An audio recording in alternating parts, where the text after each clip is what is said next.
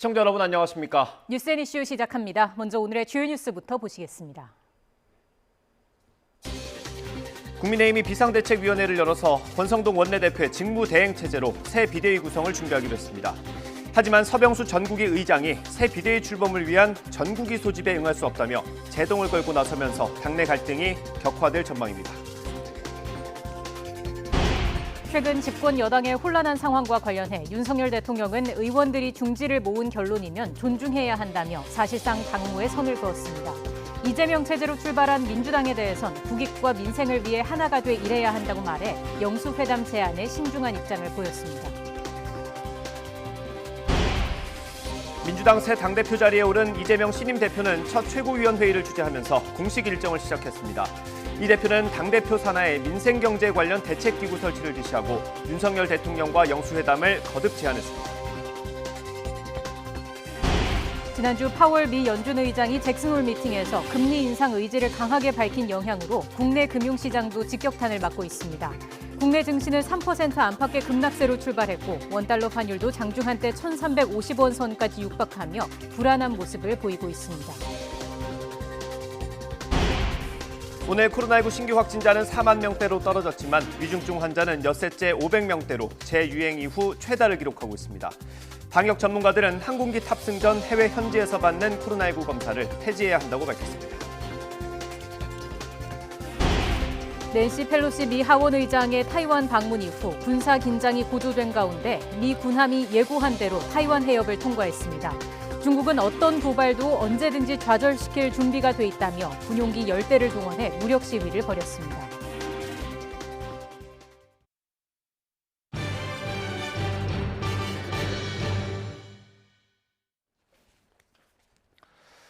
국민의힘이 권성동 원내대표 직무대행 체제로 추석 연휴 전에 새로운 비대위 출범을 마치기로 했습니다.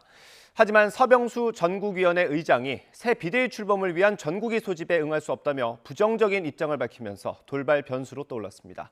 국회 취재기자 연결합니다. 조성호 기자. 네, 국회입니다. 네, 오늘 주호영 비대위원장 없이 회의를 진행한 건가요?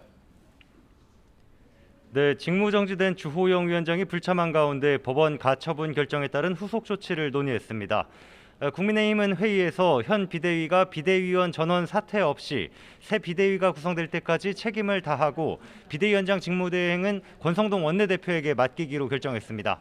또 앞으로 절차와 당원 당규 개정안은 이르면 내일 의원총회에서 최종적으로 결정하겠다고 덧붙였습니다.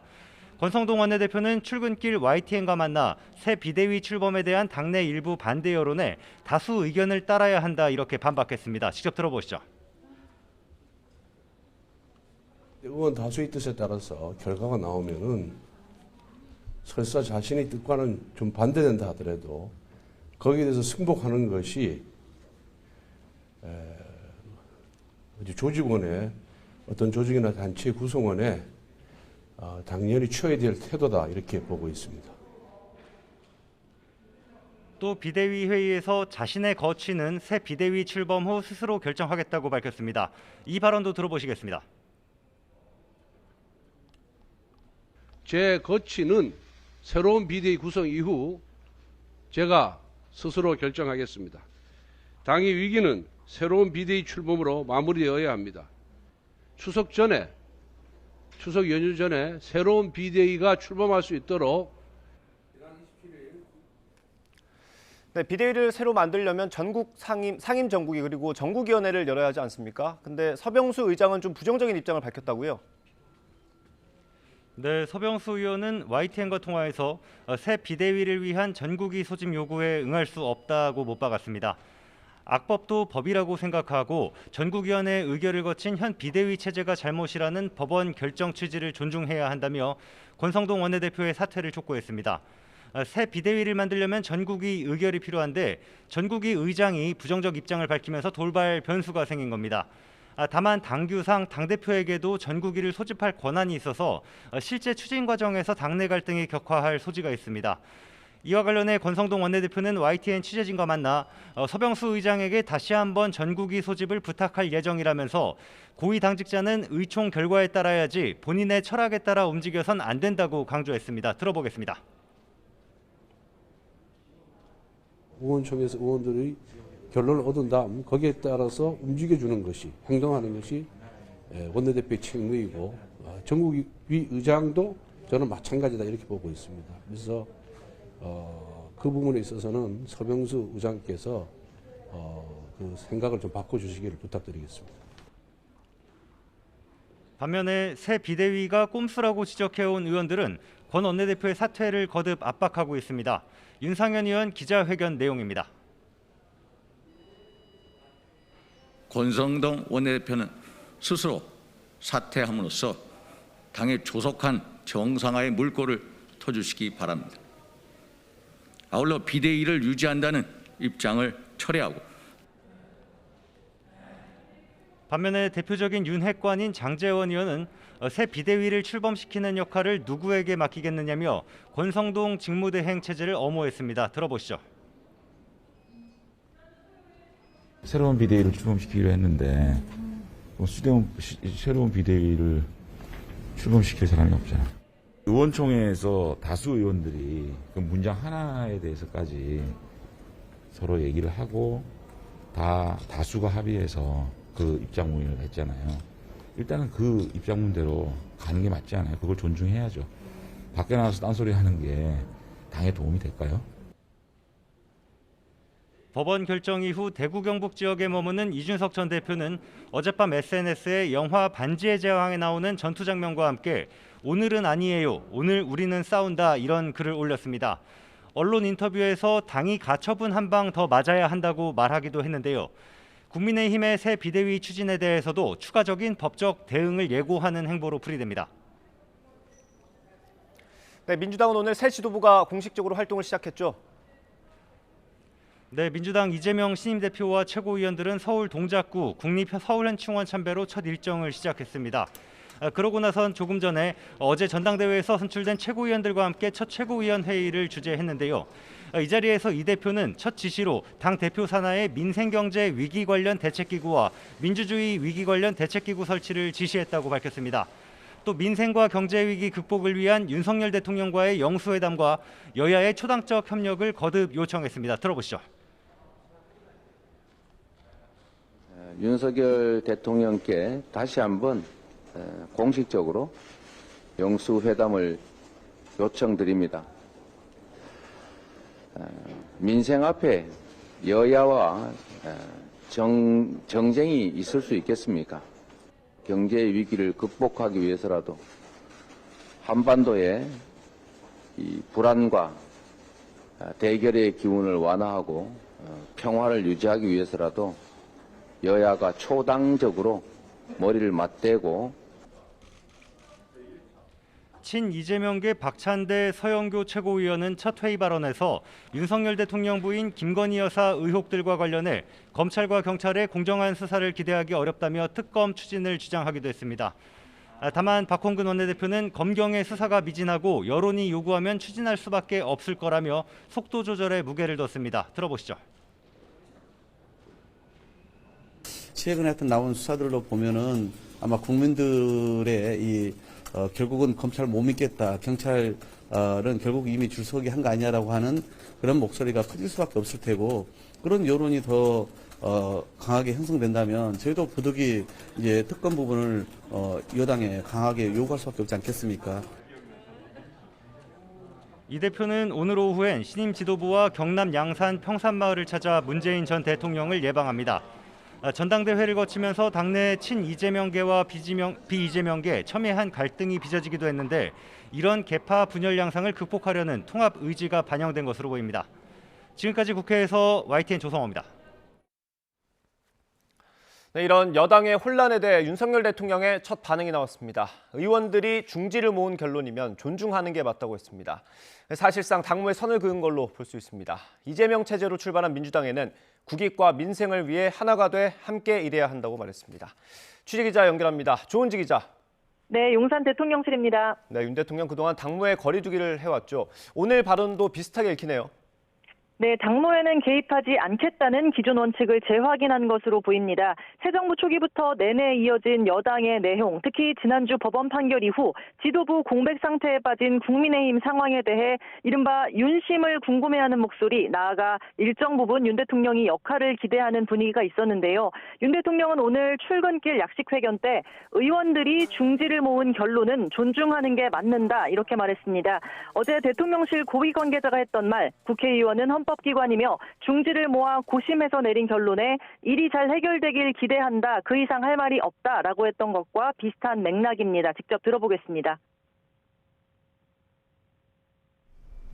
우리 당의 의원과 또 우리 당원들이 중지를 모아서 내린 결론이면 그 결론을 존중하는 것이 맞다고 생각하고요. 그리고 충분히 합리적인 또 당과 국가의 장래를 위해서 합당한 그런 결론을 치열한 토론을 통해서 잘 낼 수 있을 거라고 믿습니다. 네, 한편 거대 야당 더불어민주당은 어제 이재명 신임 대표 체제로 새 출발했죠. 협치와 만남에 대한 계획도 물었는데요. 윤 대통령은 야당을 포함해 국회와 함께 일해야 한다고 생각한다면서 여야가 경쟁도 하겠지만 국익과 민생을 위해 하나가 돼야 한다고 강조했습니다. 내일 오전에 이진복 정무수석을 통해 대통령 축하난을 전달할 계획이고요. 애초 오늘 예방을 추진했지만 이 대표가 문재인 전 대통령을 찾는 지방 일정 때문에 하루 늦췄습니다. 네, 요즘 대통령실도 어수선합니다. 내부 감찰이 한창이죠. 네, 대통령실은 최근 모든 직원에게 업무 기술서를 받는 등 고강도 내부 감찰이 이어지고 있습니다. 추석 전에 비서관급 참모진을 10명 정도 중폭 개편한다는 소식에 피바람이 분다는 등 용사는 다소 뒤숭숭한 표정입니다. 오늘 오후에는 대통령실 내부 문건을 유출한 혐의를 받는 시민사회수석실 소속 비서관의 인사위원회가 열리고요. 정무수석실에서도 비서관을 포함해 3명 이상이 사퇴 수순을 밟고 있습니다.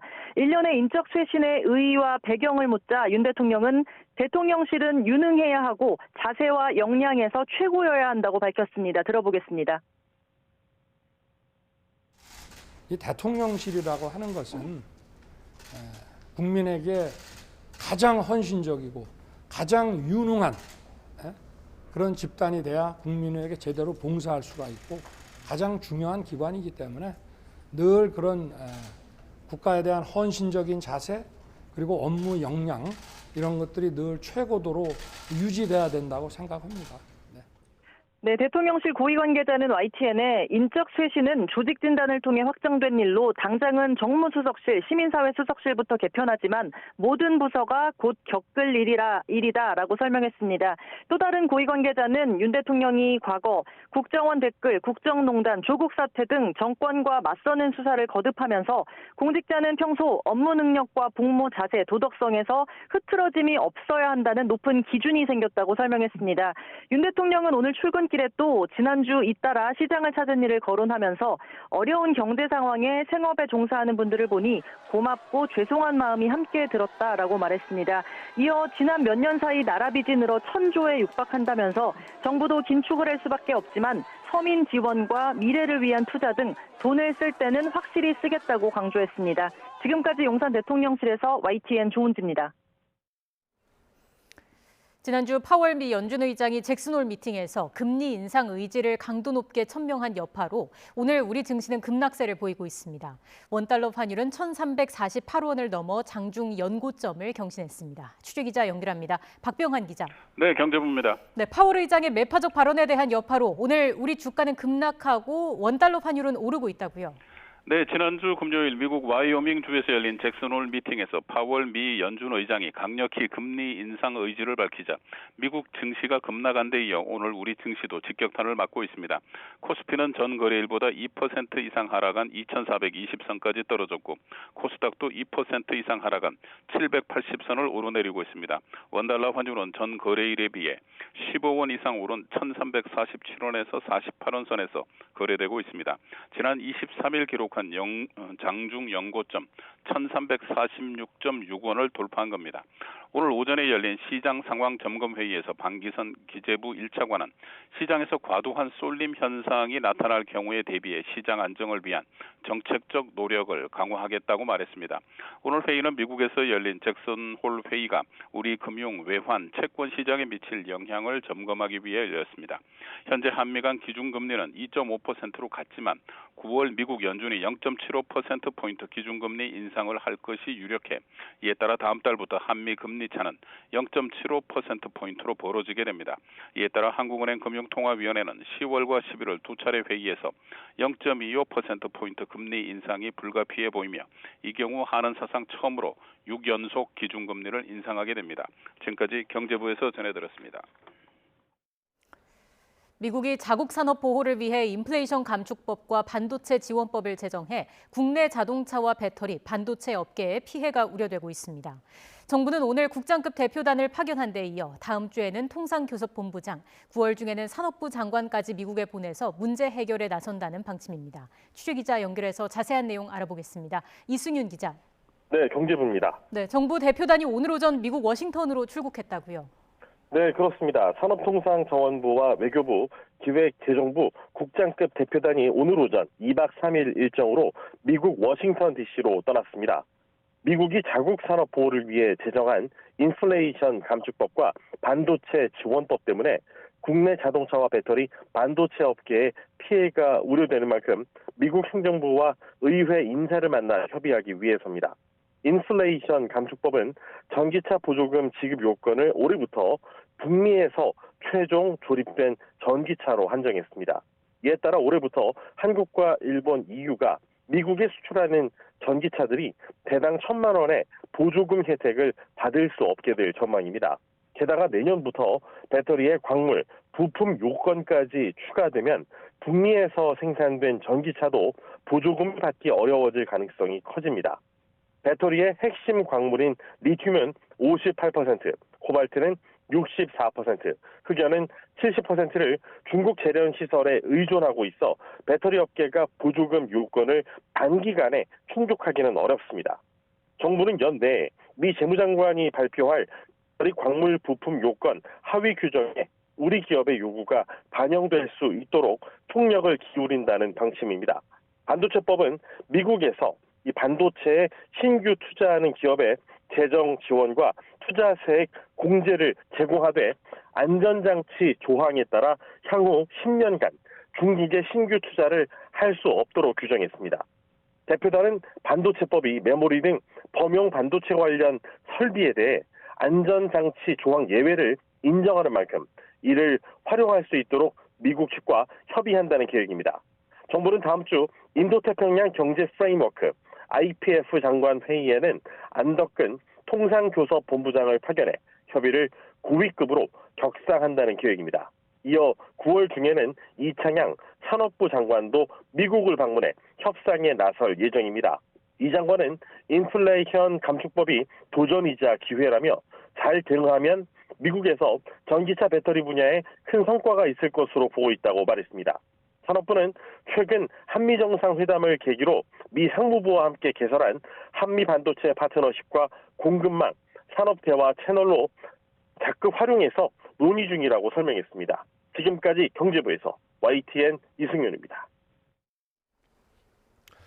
오늘부터 배달 음식을 주문하면 일회용이 아닌 다회용기로 받을 수 있습니다. 서울시가 강남구를 시작으로 다회용기로 배달하는 자치구를 올해 안에 4곳으로 늘릴 예정입니다. 현장에 나가 있는 취재기자 연결해서 자세히 알아보겠습니다. 황윤태 기자.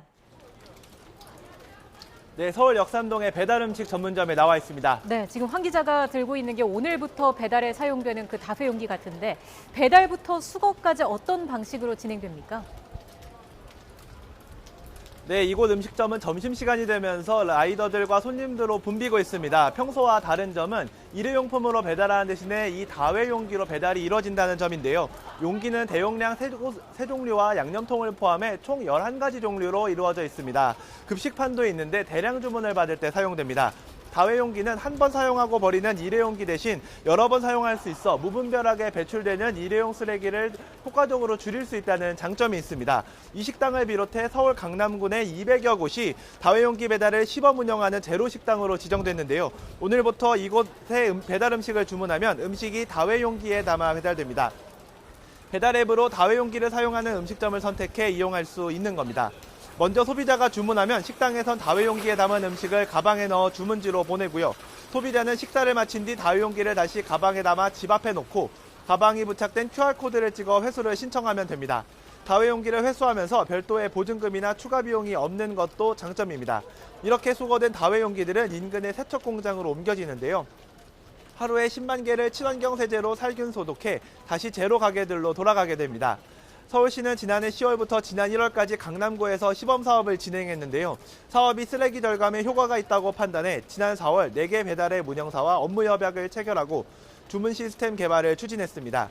서울시 통계를 보면 다회용기 배달 주문율은 매주 30% 이상 늘었고 지난 1월에는 이용률이 사업 초기보다 5배 가까이 늘어 6만 7천여 건을 기록했습니다. 서울시는 강남구에서 시작한 서비스가 본 궤도에 오르면 다음 달 관악구를 시작으로 10월에는 서대문구와 광진구를 대상으로도 다회용기 배달을 확대할 방침입니다. 지금까지 서울 역삼동 배달음식 전문점에서 YTN 황윤태입니다. 네, 코로나19 신규 확진자는 휴일 영향으로 4만 명대로 떨어졌습니다. 하지만 위중증 환자는 계속 증가해 600명에 근접한 가운데 정부는 오늘부터 중환자 병상 관리를 강화했습니다. 취재기자 연결합니다. 신현준 기자. 네, 신현준입니다. 네, 자세한 코로나19 발생 현황 정리해 주시죠. 네, 오늘 0시 기준 코로나19 환자는 4만 3,142명입니다. 휴일 영향으로 전날보다 4만 명 넘게 줄면서 절반 수준으로 떨어졌습니다. 사흘 연속 10만 명 아래인데 월요일 발표 기준으로 보면 7월 25일 이후 5주 만에 최저입니다. 일주일 전보다는 15,000여 명 줄어 26% 감소했고 2주 전과 비교하면 18,000여 명, 30%가 줄면서 감소세가 이어지고 있습니다. 유형별로는 국내 발생이 42,782명이고 해외에서 유입된 환자가 360명입니다. 확진자는 감소세지만 고위험군인 60세 이상 환자의 비중은 20% 이상을 유지하고 있습니다. 이 같은 현상은 고스란히 위중증 환자 증가로 이어지고 있는데요. 위중증 환자는 16명 늘어 597명으로 재유행 이후 최다를 기록했습니다. 엿새 연속 500명대이면서 지난 4월 26일 이후 넉 달여 만에 최다입니다. 사망자는 49명 발생해 누적 26,618명입니다. 정부는 중환자가 당분간 더 늘어날 것으로 보고 오늘부터 중환자 병상 관리를 강화했습니다. 중증 병상이 제대로 쓰이고 있는가를 보는 재원 적정성 평가를 오늘부터 매일 실시하고 재원 부적합자의 퇴출 이행 기간도 이틀에서 하루로 줄여 진짜 중환자가 신속하게 병상을 쓸 수 있도록 했습니다. 네, 감염병 자문위원회가 국내에 입국하기 전에 하는 코로나19 검사를 폐지해야 한다고 밝혔다고요. 네, 정기석 국가감염병 위기대응 자문위원장은 항공기 탑승 전 해외 현지에서 받는 코로나 검사를 폐지해야 한다고 밝혔습니다. 정 위원장은 오늘 감염병 자문위 설명회에서 입국 전 다른 나라에서 출발 48시간 전이나 24시간 전에 하는 PCR 검사와 신속 항원 검사는 궁극적으로 폐지하는 게 맞는다고 말했습니다. 그러면서 시기와 방법을 잘 조정해야 하고 궁극적으로는 입국 직후 24시간 내 검사로 대체할 것을 정부에 제언했다고 덧붙였습니다.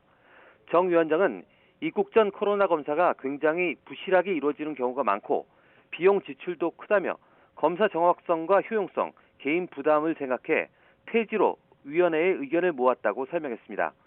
방역당국도 이와 관련해 이번 주 관계부처 협의를 거친 뒤 중대본에 보고할 예정인데요. 입국 전후에 받는 검사 간격이 짧아 효용성이 떨어지는 데다 다른 나라들도 대부분 출입국 방역을 완화한 데 따른 것입니다. 다만 입국 뒤 PCR 검사는 현재처럼 유지됩니다.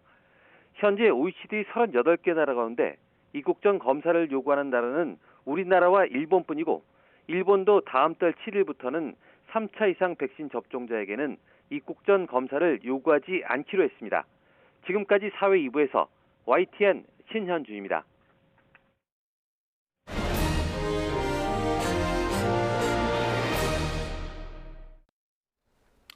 이른바 잭슨홀 여파로 미 증시에 이어 우리 증시도 급락세로 월요일 장을 시작했습니다. 현재 우리 금융시장 상황과 앞으로의 전망 전문가 연결해서 자세히 짚어보겠습니다.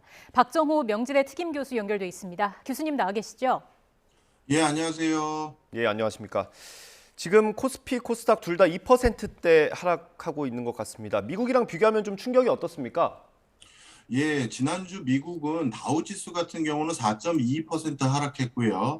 스탠다드 앤 푸어스 S&P 500 지수와 나스닥 지수 같은 경우는 각각 4% 수준대까지 하락을 했습니다. 예. 그거에 비해서 우리나라는 2%대 정도 하락이니까 낙폭 자체에 비해서는 미국에 비해서 충격은 덜한 편인데요. 그런데 오늘 오전 증시 분위기가 개인은 잭슨홀 미팅의 여파로 대거 매도세에 힘을 실어주고 있는 상황이지만 예. 기관과 외국인은 반대로 매수를 하고 있는 상황입니다. 이 때문에 우리나라는 미국에 비해서는 다소 낙폭이 좀 덜한 상황이다 이렇게 판단됩니다. 예, 미국에 비해서는 낙폭이 덜합니다만은 지금 뭐 하락세는 이어지고 있고요. 원달러 환율 상황도 좀 보겠습니다. 지금 제가 실시간으로 보고 있는데 1,349원까지 올랐고요.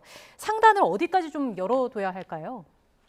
예, 상당히 어디까지일지 지금 시장에서는 주목을 하고 있는 분위기인데요. 특히 시장에서는 앞으로도 더 환율이 지속적으로 오를 가능성이 높다라고 베팅을 하고 있는 것 같습니다. 예. 통상적으로 환율이 정점을 찍었을 때 일어나는 현상 중에 하나가 외화 예금 규모가 줄어드는 건데요. 환율이 충분히 올랐다고 하면 본인이 보유하고 있는 외화를 환차익을 실현하기 위해서 이제 환전을 하는 게 통상적입니다. 그 과정에서 외화 예금 규모가 줄어들기 마련인데요. 그런데 지난달에 비해서 이번 달에 외화 예금 규모가 국내의 경우 33억 달러 이상이 늘었습니다. 이것은 무슨 얘기냐면 시장에서는 앞으로 환율이 보다 상승할 기조가 충분하다라고 이미 반영을 하고 있고 예. 거기에 대응하기 위한 대비책 차원에서 외화 예금 규모를 오히려 늘려가고 있는 추세다 이렇게 보여집니다. 예. 지금도 환율이 상당히 높은 상황에서 이런 추세가 계속된다는 건 앞으로도 환율이 조금 더 상승 국면으로 이어질 거라고 시장에선 바라보는 것 같습니다. 네. 예.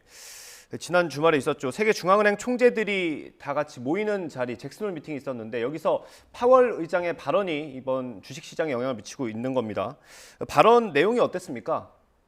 예, 사실 지난달부터 미국의 소비자 물가 상승률이 어느 정도 정점을 찍은 거 아니냐라는 의견들이 많으면서 다소 이번에 잭슨홀 미팅에서는 시장에 좀 우호적인 금리 기조를 발표하지 않을까라는 생각을 가지신 분들도 많았던 것 같습니다. 예. 하지만 파웰 의장은 한 달 동안의 개선만으로는 인플레이션이 하락한다고 확신하기에는 충분하지 않다라고 하면서 앞으로도 견조한 물가 안정을 위한 금융 정책을 계속하겠다라는 의견을 강하게 피력했습니다. 예. 이것이 지금 전 세계적인 증시에 큰 영향을 미치고 있는 현상이라고 볼 수 있고요. 예. 특히 잭슨홀 미팅에 참여했던 클리브랜드 연은 총재인 메스터 총재 같은 경우는 금리를 미국 같은 경우 4% 이상으로 올려놓은 다음에 일정 수준으로 그 상황을 계속 유지해야만 한다라고 언급한 바도 있습니다. 예. 그 정도 수준까지 금리를 올리지 않고서는 좀처럼 물가를 잡기 어렵다라는 의견들을 다양하게 피력하면서 전반적으로 앞으로 매파적인 분위기가 계속될 거라는 것 때문에 아마 시장이 이렇게 급냉한 것 같습니다. 예. 그럼 시장이 이렇게 반응했다는 건 예상을 좀 벗어났다 이렇게 볼 수 있습니까?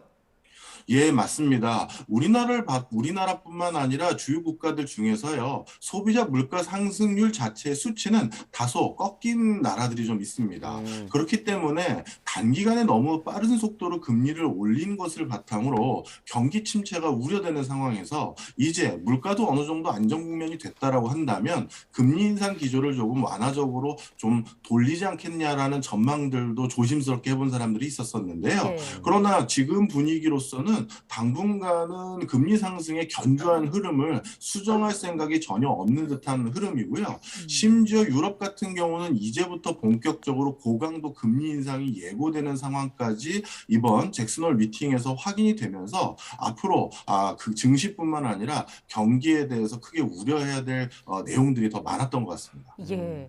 앞으로 어떻게 될지 좀 짚어보겠습니다. 일단 현재 한미 간의 기준금리 상단이 2.5%로 같은데 다음 달에 미국 연준이 금리 인상할 게 유력시 된다라는 말씀이 있잖아요. 이렇게 되면 자이언트 스텝을 밟을 가능성이 좀 크다고 볼 수 있겠죠.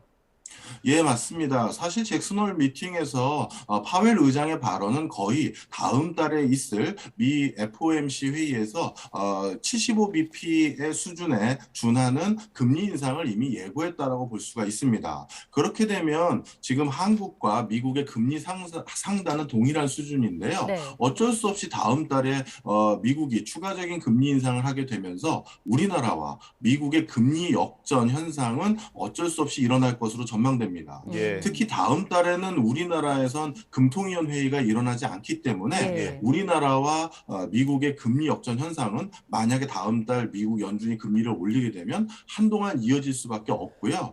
특히 이번에 환율 시장이 크게 급등했던 이유 중에 하나가 바로 이런 금리 역전 기조가 일정 기간 동안 유지할 수밖에 없는 이유가 우리나라 금통위원 회의가 다음 달에 없기 때문이다라는 것도 같이 환율을 올린 요인으로 평가됩니다. 예. 지금 한국은행 같은 경우는 금리 역전을 당분간 허용하겠다는 입장이고요. 교수님 말씀해 주신 것처럼요. 그러면 급하게 따라갈 필요는 없습니까?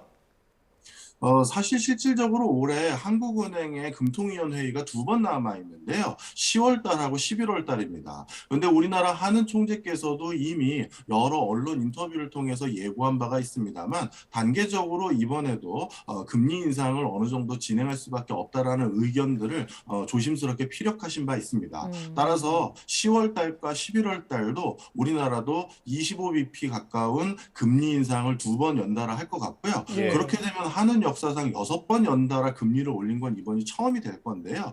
그럼에도 불구하고 금리 역전 기조가 남아있는 상황이 될 가능성이 높기 때문에 앞으로 외환 시장이 특히 불안정한 요소가 많을 것으로 전망됩니다. 예. 근데 또 반대로 여러 부작용을 생각한다면 우리도 빅스텝을 밟을 수 있지 않겠느냐 이런 전망도 있더라고요. 예, 맞습니다. 지금 이제 외환 시장이 어떻게 반응하느냐에 따라서 우리나라도 금리 인상의 속도를 좀 더 고강도로 수정할 요인은 충분히 있어 보이긴 합니다만 아직까지는 국내 여러 시장 주체들이 외화 예금을 추가적으로 보유한다라든가 나름대로 적극적인 대응을 하는 과정에 있기 때문에 지금 현상으로는 우리나라도 한 번에 2단계 이상의 금리 인상까지는 아직은 점쳐지지 않는 상황이고요. 앞서 말씀드린 것처럼 매번 회의가 있을 때마다 한 단계 정도씩은 금리를 올려갈 것으로 거의 확정적으로 보여지고 있는 상황입니다. 예. 한미 간의 금리 차가 이렇게 커지면 어떤 영향을 미칩니까, 우리 경제에? 사실 지금까지 우리나라의 금리 역전 현상들이 몇 차례 있었습니다만 그때마다 국내에서 대규모 외화 자금이 빠져나갔거나 그런 일은 좀처럼 일어나지 않았던 것은 사실입니다. 그리고 우리나라 국가 신용 등급이라든가 외화 보유고 역시도 나름대로 견실한 상황을 유지하고 있기 때문에 물론 시장에서 단기간에 이렇게 환율이 급등한 것은 사실이지만 외환 대란이 일어난다든가 이런 것까지는 예상하지 않고 있는 상황이고요. 그럼에도 불구하고 금리 역전이라는 것은 사실 정상적인 상황은 아니기 때문에 이런 것들은 일시적인 현상으로 우리 정부가 놔둘 것이지 다시 금리의 정상적인 기조로 바꿀 거라는 의지는 확실히 하는 총재의 구두 개입 등등으로 인해서 어느 정도 시장에 반영이 됐다고 보여지고요. 이번 금리 역전 기간 동안 그 때문에 외환 대란이 일어난다든가 이런 일까지는 저는 좀처럼 일어나지 않을 거라고 전망하고 있습니다. 일각에서 나오는 소비 위축, 그로 인한 경기 침체 이런 이야기에 대해서는 어떤 전망을 좀 할 수 있을까요? 예, 충분히 가능하다고 보여집니다. 지금 이제 이렇게 외화 환율이 급등하게 될 경우에는 이것이 가장 우리 내수 경제에서 큰 영향을 미치는 요소 중에 하나는 물가 인상을 압박하는 요인으로 작용하기가 쉽습니다. 지금 우리나라도 물론 소비자 물가 상승률은 지난달에 비해서 조금 꺾인 추세이긴 합니다만 아직도 물가가 100% 잡혔다고 아무도 생각을 안 하고 있는 상황이거든요. 이런 상황에서 환율이 이렇게 올라갈 경우 수입 원자재 가격이 더욱더 급등할 수 있는 요인이기 때문에 하반기에 물가 상승 압박으로 인한 경기 침체 우려는 더욱더 커진 상황이고요. 이 때문에 한은도 금리 인상 기조는 물가를 잡기 위해서 계속할 수밖에 없는 상황이지만 선별적으로 금리 인상 기조 속에서 오히려 금융 충격을 받을 수 있는 소외계층들에 대한 지원들은 병행한다라고 발표한 바 있습니다. 예. 마지막으로 교수님, 증시 환율 시장 앞으로 단기 전망을 좀 해주시면 어떻습니까? 예, 어느 정도 이제 안심을 할 수 있는 상황은 분명히 아닙니다. 지금 이 상황이 무슨 대란이 일어나거나 큰 혼란을 야기할 정도까지는 아닙니다만 분명 여러 가지 리스크 요인들이 아직까지 금융시장뿐만 아니라 외환시장에도 많이 잔재하고 남아있기 때문에요. 앞으로 특히 외환시장을 안정적인 기조로 바꿀 수 있는 정부, 한은뿐만 아니라 정부 차원의 다각적인 노력이 필요해 보이고요. 특히 수출시장 또한 급격히 냉각되고 있는 과정에서 내년도의 외화 수급까지도 우리가 중장기적으로 전망하고 관리할 수 있는 대안을 제시한다면 시장에서 지금 불안정한 환율을 안정시키는데 조금 더 크게 일조할 것이라고 판단됩니다. 네, 단기 전망까지 들어봤습니다. 지금까지 박정호 명지대 특임 교수와 이야기 나눴습니다. 교수님 오늘 말씀 잘 들었습니다. 감사합니다.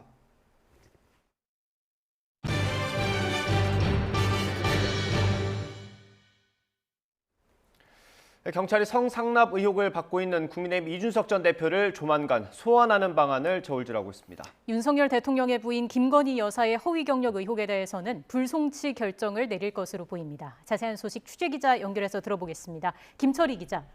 네, 사회일부입니다. 네, 경찰이 조만간 이준석 전 대표를 소환한다는 얘기가 나오는데 시기가 정해졌습니까? 네, 아직 소환 여부나 시기가 확실하게 정해지진 않았습니다. 김광호 서울경찰청장은 오늘 기자들을 만나 이준석 전 국민의힘 대표 소환을 검토하고 있다는 원론적 입장을 내놨습니다. 경찰은 이 전 대표에게 성접대를 했다고 주장해온 핵심 참고인 김성진 아이카이스트 대표에 대해서는 이미 지난 18일 마지막 6차 조사를 끝냈는데요. 이후 사실관계 확인과 법리 검토를 진행하고 있고 그 결과에 따라 이 전 대표 소환 여부도 결정할 방침입니다. 문제는 공소시효입니다. 이 전 대표의 혐의가 인정돼도 성매매 처벌법은 공소시효가 5년, 알선수재와 직권남용 혐의는 공소시효가 7년이면 만료됩니다. 이 때문에 김성진 대표 주장대로 2013년에 성접대가 있었더라도 처벌할 수 없습니다. 김 대표 측은 수법이 비슷한 범죄를 하나의 범죄로 간주하는 포괄일죄를 적용하면 된다고도 주장해 왔는데요. 김 대표 측이 이 전 대표에게 추석 선물을 줬다고 주장하는 2015년 9월을 기준으로 해도 다음 달이면 공소시효가 만료됩니다.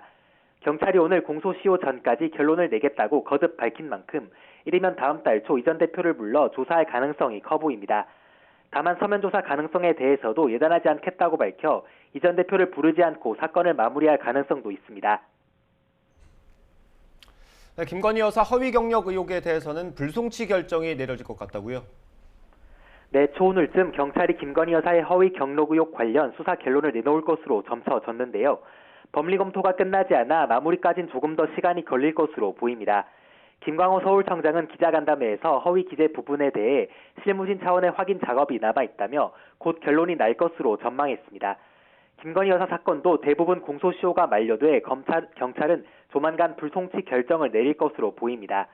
김 여사가 허위 경력을 쓰고 일자리 얻었다고 알려진 마지막 사례가 2014년인데 형법상 사문서 위조와 업무 방해 등 혐의의 공소시효는 7년이라 처벌 자체가 불가능합니다. 이 때문에 김 여사는 공소시효가 10년인 사기 혐의로도 고발된 상태인데요. 경찰은 사기죄 구성 요건이 성립한다고 보기 어렵다고 판단한 것으로 전해졌습니다. 앞서 경찰은 김 여사의 기자 매수 의혹과 모친과 공모해 사문서를 위조했다는 혐의 역시 모두 혐의 없음으로 종결했는데요. 야당과 시민단체를 중심으로 경찰이 살아있는 권력에 대해 봐주기 수사를 하고 있다는 비판도 꾸준히 제기되고 있습니다. 지금까지 사회일부에서 전해드렸습니다.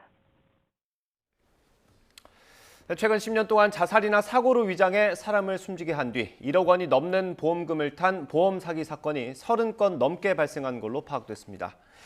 금융감독원은 최근 10년 동안 보험 사기로 판결이 확정된 1억 원 이상 고액 사망보험금 관련 사건이 모두 31건 발생했다고 밝혔습니다.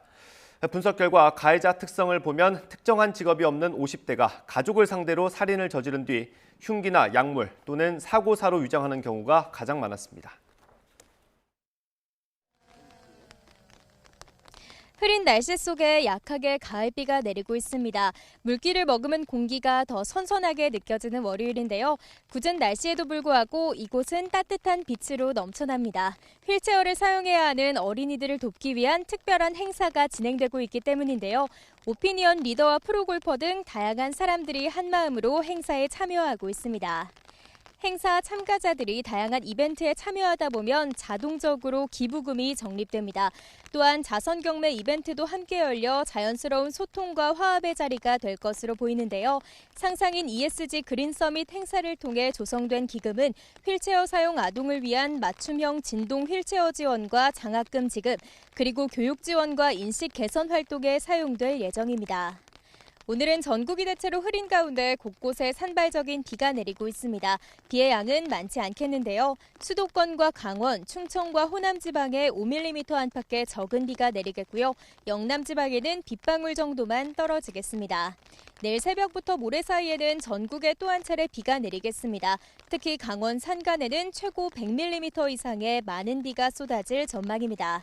약한 비 속에 8월과 9월이 교차하는 한 주가 시작됐습니다. 날씨가 좋지는 않지만 휠체어를 사용해야 하는 어린이들을 돕기 위한 마음이 모여 이곳 분위기는 맑음인데요. 직접 참여하지는 못하더라도 휠체어를 사용해야 하는 어린이들이 겪는 어려움을 한 번쯤 기억해 주시는 건 어떨까요? 지금까지 YTN 윤수민입니다. 올해 지구촌엔 무더위와 물난리로 고생을 하지 않은 나라가 없을 정도지만 파키스탄의 홍수 피해 많이 심각합니다. 석 달 동안 끊임없이 내린 비로 1,000명 넘게 목숨을 잃었고 이재민은 3천만 명이 넘었습니다. 류재복 기자의 보도입니다. 삼킬 듯 휘몰아치는 물살 위로 헬리콥터가 다가갑니다. 바위 위에 표류한 소년을 구하기 위해서입니다. 몇 번의 시도 끝에 소년은 무사히 헬리콥터에 올라탑니다. 바다로 변한 마을, 가재도구만 겨우 챙긴 일가족이 목까지 차오르는 물살을 가르며 나아갑니다. 소중한 보금자리는 이미 물속으로 사라졌습니다.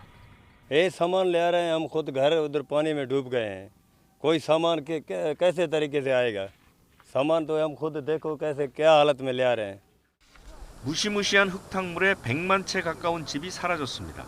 어린이 350명을 포함해 1,000명 넘는 사람이 목숨을 잃었습니다. 이재민은 3,300만 명이 넘습니다. 몬순 우기라 비가 많이 내리는 시기지만 올해엔 평소에 배가 넘는 폭우가 쏟아졌습니다. 물난리를 피해 탈출하려는 줄이 길게 이어졌습니다. 한 명이라도 더 태우려 안간힘을 쓰지만 지옥을 벗어나려는 사람들이 너무 많습니다.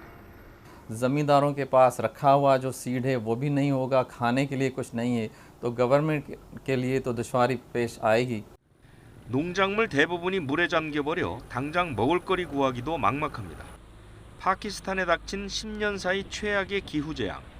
국제사회가 지원을 서두르고 있지만 물난리를 극복하기엔 버거워 보입니다. YTN 유재복입니다.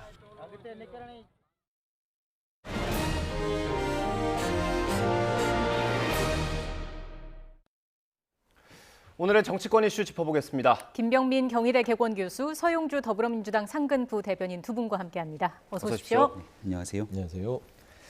지난 금요일 큰 뉴스가 있었습니다. 이준석 전 대표가 낸 가처분 신청이 인용이 됐죠. 대부분의 주장이 받아들여졌는데 저희 뉴스에서 그때 김근식 교수, 최창일 교수가 나오셨었는데 해야 될 일은 권성동 원내대표 사퇴, 하지 말아야 될 건 이준석 추가 징계였거든요. 근데 지금 그 두 가지를 반대로 하고 있는 것 같아요. 이준석 전 대표에 대한 추가 징계는 현실화된 건 아니기 때문에 의총에서 결론 낸 사항들은 이 문제에 대해서 따끔한 질타가 있었다 정도로 보면 될 것 같고요.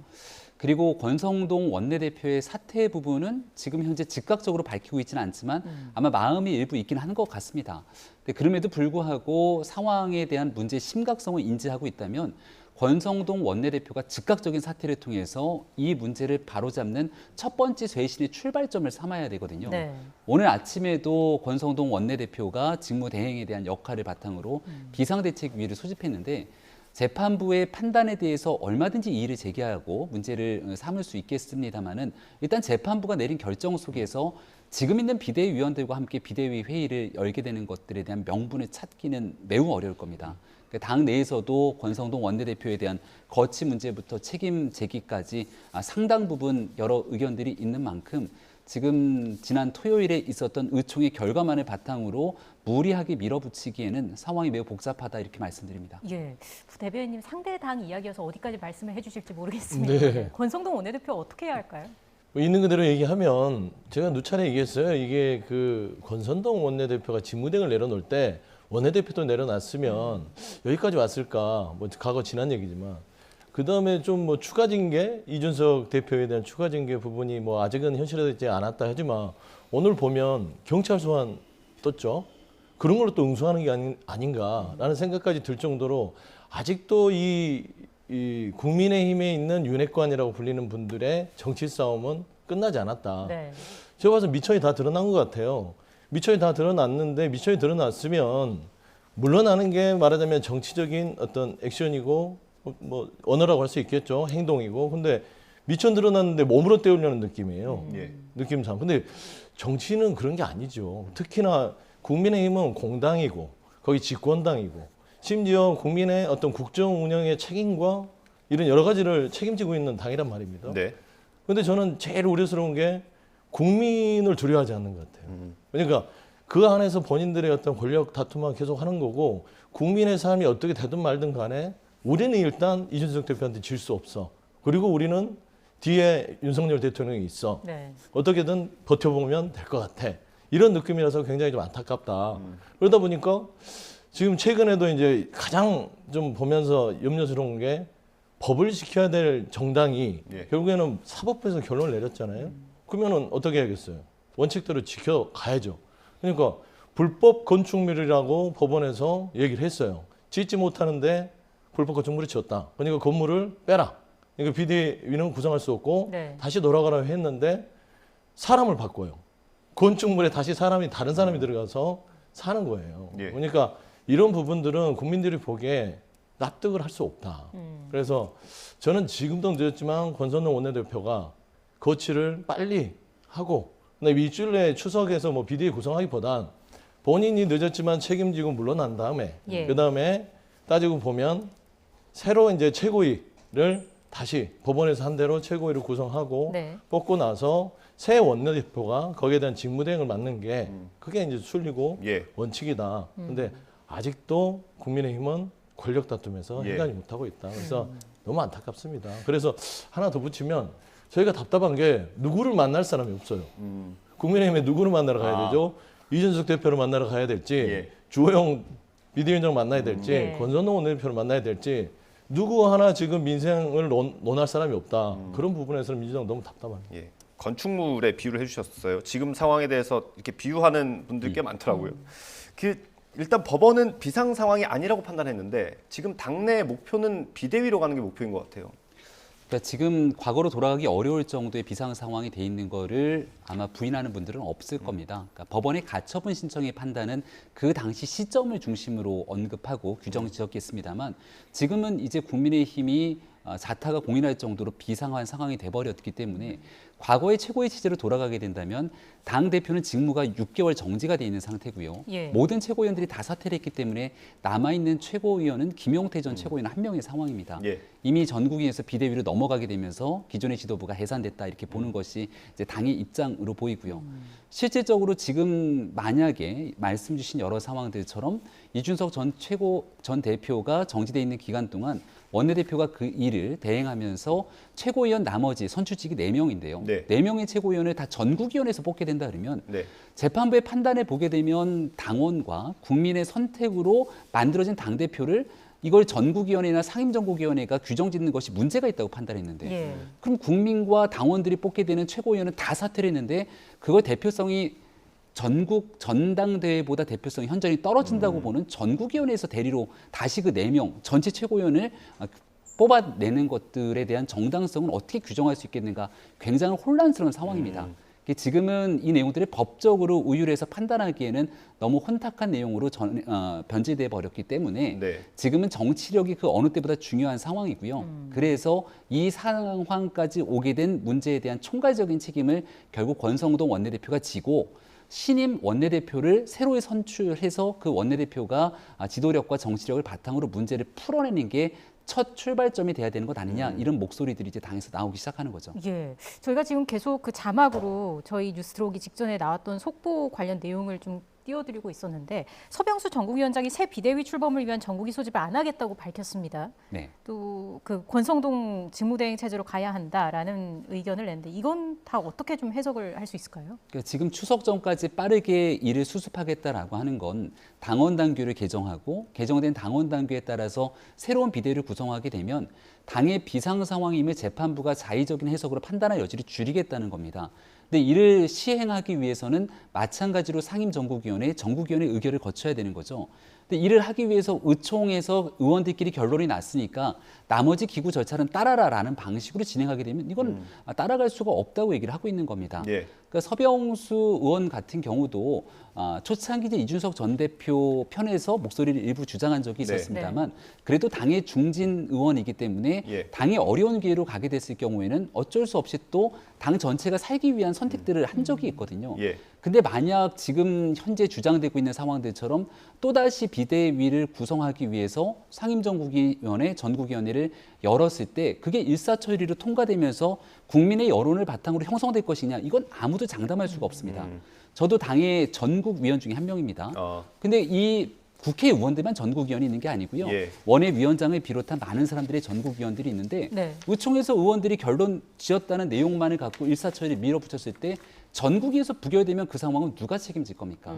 지금은 현재까지 오게 된 상황에 대한 무거운 책임감을 가지고 정말 당이 그토록 비상한 상황이라면 이를 이겨내기 위한 많은 의견들을 수렴하고 또 거기에 적절한 대안들을 제시해야 되는데 그저 가장 쉽고 빠른 방식으로만 상황을 해결하기 위해서 나아가게 됐을 경우 여론의 받침을 받지 못하게 되면 정기국회를 앞두고 있는 상황에서 국민의힘 집권당의 역할을 제대로 하기가 어려울 수 있습니다. 따라서 그저 반대의 목소리라고 치부하지 말고 상황을 제대로 풀어내기 위해서 무엇부터 해야 될 것인지에 대해서 좀 깊이 고민하는 시간이 국민의힘엔 굉장히 필요한 시간이라고 봅니다. 그 당에서는 현실적인 문제를 많이 고민하고 얘기를 하는 것 같더라고요. 권성동 원내대표 나가면 누가 이거 수습할래? 뭐 이런 취지예요. 할 사람 많죠. 뭐 없겠습니까? 그러니까 권성동 원내대표를 대신할 윤핵관을 누구를 꼽을 것인가 이런 고민들이 있는 것 같아요. 근데 정말 계속 이거를 보면서 절차대로 하지 않고 계속 꼼수를 부리는 것 같은 느낌입니다. 뭐 추석 전에 뭐 얼마 남지 않았다 하지만 의총 10시간이에요. 그 새로운 원내대표를 어떻게 할까 논의하는 게 낫잖아요. 그런데 이걸 어떻게 하면 벗어나 볼까? 어떤 뭐 방법이 있어? 탈탈 5시간 동안 뒤져서 했던 말이 도로 권선동이다. 이런 얘기들이 있지 않습니까? 그래서 참 어떻게 보면 좀 이런 말 좀 하긴 그렇지만 개인적인 느낌으로는 엉망진창이다. 부끄러울 정도로 엉망진창이다. 정당 정치가 언제부터 이렇게 됐냐? 했을 때는 정치라는 것들은 그렇습니다. 국민에 대한 어떤 입법부로서의 뭐 어떤 역할도 있지만 정치인으로서의 명예도 있는 거예요. 근데 제가 봐서는 그런 명예들도 없이 권력에만 그냥 집중하는 모습들이 너무 안타깝다. 따지고 보면은 추석 전까지 뭐 말하자면 새로운 원내대표를 뽑는 거요. 시간 많이 걸리지 않습니다. 이런 비상 상황이라고 규정을 했으면 2, 3일이면 의총 한 번 더 열어서 자 원내대표 새로 한번 뽑읍시다. 그래서 의원들이 원내대표를 추천하고 뽑으면 되는 거예요. 그런데 왜 아직 권성동 원내대표가 또 비대위원장을 해서 수습을 하겠다? 저는 이거는 국민의 일반 시각도 이해를 할 수가 없고 옆에서 같은 정당 정치라는 민주당 입장에서도 도저히 납득이 안 되는 그런 부분이다 라고 말씀할 수밖에 없습니다. 계속해서 혼란이 좀 이어지고 있습니다. 이쯤에서 저희가 녹취를 준비한 게 있는데요. 권성동 원내대표의 녹취, 향후 자신의 거취와 관련된 입장, 관련된 녹취 있고요. 이준석 전 대표를 향한 당내 여러 갈래의 목소리까지 준비를 해봤습니다. 함께 듣고 오시죠. 당원 당규의 미비는 정치적 혼란의 중요한 원인입니다. 따라서 당원 당규를 정비한 이후 새로운 비대위원회를 출범시켜야만 혼란은 최소화할 수 있습니다. 끝으로 저희 거취에 대해 갑론을박이 있습니다. 새로운 비대위 출범을 위해 원내대표로서 반드시 수행해야만 하는 직무가 있습니다. 지금 중요한 것은 혼란을 마무리하는 것입니다. 이를 위해 저에게 주어진 직무와 의원총회의 결정을 충실하게 이행하겠습니다. 지금 추석이잖아요. 네. 이 상태로 가면 추석 앞두고 또 가처분 올라갈 것 같아요. 그러니까 우리 당은 집권하고서도 지금까지 계속 파워 투쟁만 하고 내분으로 날밤 새고 서로 대통령 앞세우면서 자기가 실세라고 해서 당 이상하게 만들고 뭐 추석 민심이 누가 윤 대통령 좋아라고 잘한다고 평가하겠습니까? 이건 우리 당이 윤 대통령한테도 굉장히 치명적인 부담을 주는 거거든요. 소송 더 이상 하지 말아야 되죠. 지금 비대위를 하겠다 그러니까 그럼 비대위도 한 사람 쏴가지고 저격해가지고 다 날리겠다는 거 아니에요. 당을 완전히 그러니까 폭파시키겠다는 거 아닙니까? 대통령 임기 5년이 있기 때문에 그 정권 교체를 한 민심은 대통령 중심으로 뭉칠 겁니다. 근데 본인은 살아날 수 없어요. 그건 냉철하게 좀 봐야 된다고 봅니다. 네, 먼저요. 권성동 원내대표의 그 자신의 거취에 대한 발언은 어떻게 이해를 좀 하면 되겠습니까? 권성동 원내대표의 얘기는 지금 당장 즉각 자리를 내려오게 되면 우리 당을 대표할 사람이 아무도 없다는 겁니다. 그러니까 주호영 비대위원장은 직무가 정지돼 있죠. 이준석 전 대표의 경우는 이미 뭐 당원권이 정지된 상태 속에서 해임 절차를 밟았다 이렇게 규정을 짓고 있죠. 예. 원내대표가 없게 되면 그 다음은 이제 누가 이 당에 대한 지도력을 바탕으로 실질적인 대표성을 띠게 되는가에 대한 공백 문제에 대한 얘기를 하는 것 같습니다. 근데 권성동 원내대표의 말을 10분, 100분 이해한다 손 치더라도 그러면 그 새로운 원내대표가 올 때까지의 어려움으로 그때까지만 자리를 지킬 뿐 빠르게 신임 원내대표를 선출해서 문제를 해결해야 된다는 말 한마디가 그렇게 어렵습니까? 그렇다면 권성동 원내대표가 이 문제에 대해서 급한 불을 끄고 나서 바로 책임을 지고 자리에 물러나고 새로운 원내대표가 지도력을 가지고 이 문제를 수습하겠구나 해석할 텐데 그런 얘기가 한마디도 나오지 않으니까 오해가 쌓일 수밖에 없는 것 아니겠습니까? 앞서 서영주 부대변인이 좋은 말씀 주셨는데요.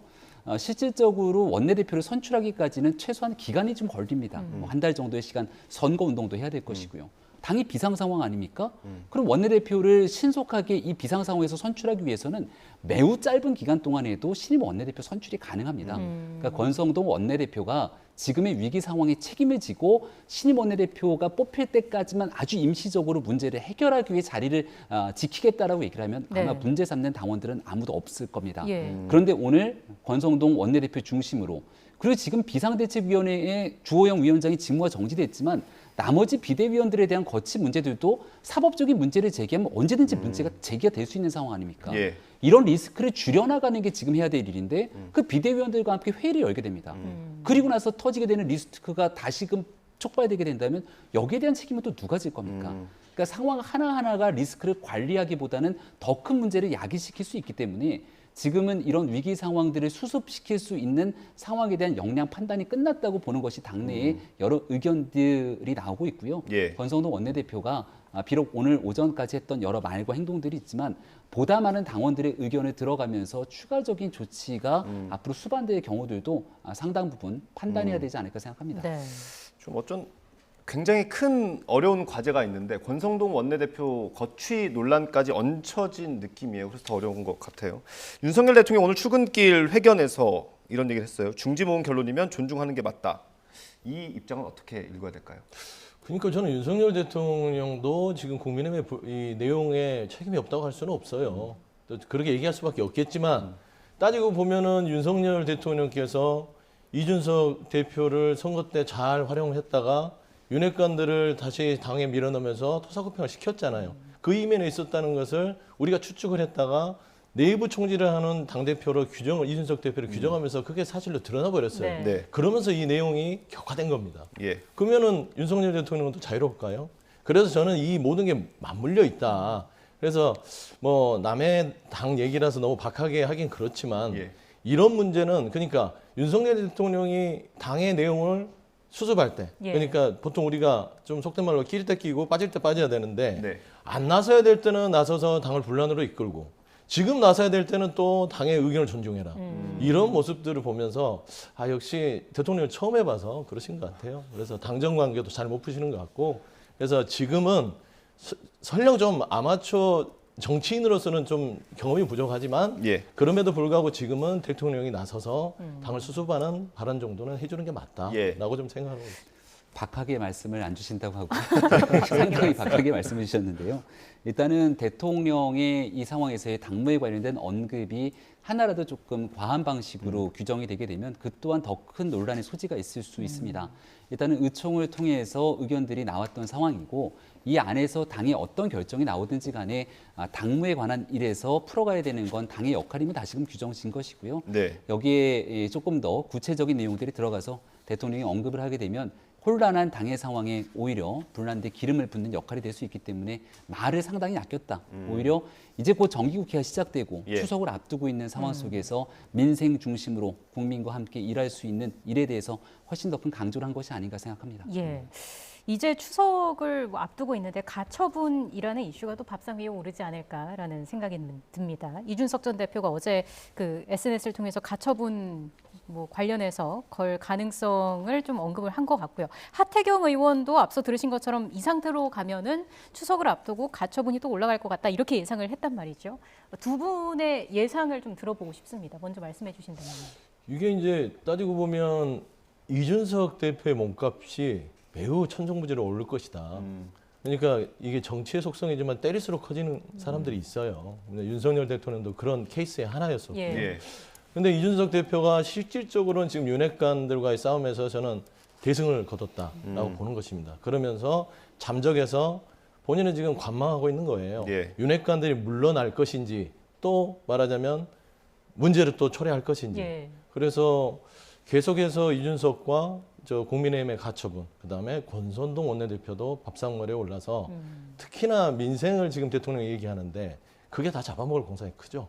지금 오늘 윤석열 대통령께서 나와서 이제 민생 얘기하고 또 서민에 대한 지원 얘기도 하고 좋습니다. 그런 부분들은 환영할 만한데 그럼에도 불구하고 집권 여당이 그 대통령의 발언들을 뒷받침해줘야 되는데 전혀 그렇게 되지 않을 것이다. 그래서 국민들이 이럴 거예요. 참 이 말은 좀 비속어니까 그러지만 참 한심하다. 집권 시켜놓고 권력을 줬더니 아주 그냥 니들 밥그릇 싸움만 하는구나 라는 얘기들이 추석 밥상에서 계속 밥 드실 때마다 나올 것 같습니다. 네. 이준석 전 대표 입장에서는 시종일관 같은 입장들을 쭉 취해오고 있는 상황 아니겠습니까? 지금 비상대책위원들이 오늘 비대위 회의를 소집했던 부분들에 대해서도 아마 추가적인 조치를 할 가능성 여전히 남아있다고는 생각을 합니다. 근데 이제 이준석 전 대표가 이 가처분에 대한 결정이 나기 전에 내용이 인용되면 잠수 탈 것이다 이렇게 얘기를 했지만 실질적인 행보나 활동들을 보게 되면 활발하게 SNS하고 잠수를 타는 듯한 모습들은 저는 잘 보이지는 않는 것 같습니다. 그래서 이준석 전 대표 입장에서는 이 관련된 내용들을 두고 또 SNS에 글을 올린 거 보니까 영화에 대한 이 대사까지 인용을 하면서 글을 올렸더라고요. 주로 디즈니 영화에 대한 노래들 많이 언급하고 또 반지의 제왕 등에 대한 이런 영화들을 인용하게 되는데 선과 악이 분명한 영화 등을 비유를 들어가면서 뭔가 싸워나가는 듯한 그런 행태를 비유를 많이 드는 것 같은데요. 그런 얘기를 듣다 보면 결국 결과론적으로 이준석 전 대표는 편을 가르고 본인이 선의 입장에 있는 것 같고 본인과 상대편에 있는 사람들은 악의 입장으로 규정짓는 것이 아닌가 이런 생각을 하기 충분해 보입니다. 근데 집권당의 대표를 지냈던 인사지 않습니까?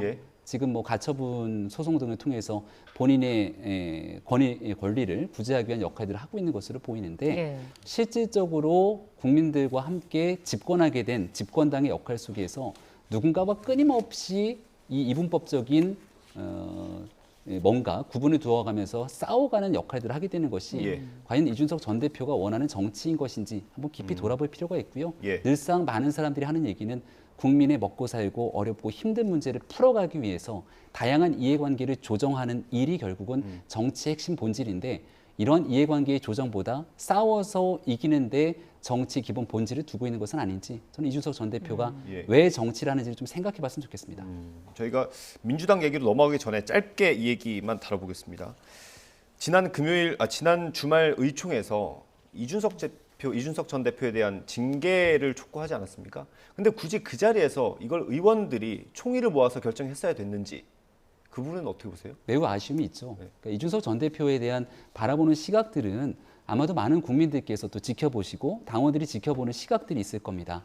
뭐 양두구육이라는 발언뿐 아니라 입에 담기 어려운 내용들도 그 이후로 상당 부분 쏟아져 나왔기 때문에 거기에 대한 국민들의 평가, 당원들의 평가는 충분히 있을 거라고 생각하고요. 그러니까 일의 선후가 있는 일이죠. 예. 토요일에 모였던 의총에서의 선은 이 상황이 오게 된 데까지 무거운 책임감을 통감하고 나와서 국민들께 90도로 고개를 숙이면서 지금 이 위기 상황에 대한 반성이 필요할 겁니다. 네. 그리고 이걸 어떻게 풀어나갈지에 대한 가장 우선적인 얘기가 나와야 되는데 여기에 대한 이준석 전 대표에 대한 얘기들이 또다시 나오게 되는 것들은 사안의 본질을 해결해 나가는 데 큰 도움이 되지 않는다 생각하고 하지만 이런 상황들 때문에 이 모든 일의 발단이 됐던 이준석 전 대표의 성상납 의혹이나 그리고 증거인멸 교사 의혹 등 이런 일들이 정치적인 문제로 치환돼서 다 없어지는 것도 아니다라고 하는 점은 분명히 확인해야 될 것 같습니다. 네. 자, 남은 시간은 민주당 이야기로 좀 채워 나가 보겠습니다. 더불어민주당의 새 당대표로 이재명 의원이 당선됐습니다. 오늘 아침 현충원 참배를 시작으로 첫 최고위 회의를 열었는데요. 이 대표의 목소리 직접 들어보시겠습니다. 윤석열 대통령께 다시 한번 공식적으로 영수회담을 요청드립니다. 윤석열 정부와 또 윤석열 대통령께서 성공하길 바랍니다. 그 성공이라는 것이 결국은 우리 국민들의 더 나은 삶을 보장하는 것이기 때문이죠. 협력할 것은 철저하게 먼저 나서서라도 협력하겠습니다. 그러나 민주주의와 민생을 위협하는 퇴행과 독주에 대해서는 강력하게 맞서 싸울 수밖에 없다는 점을 말씀드립니다. 그럴 일이 없기를 바랍니다. 네, 압도적인 득표율로 당선이 됐는데 모르겠습니다. 표정을 보면은 약간 무거운 표정도 읽히는 것 같고요.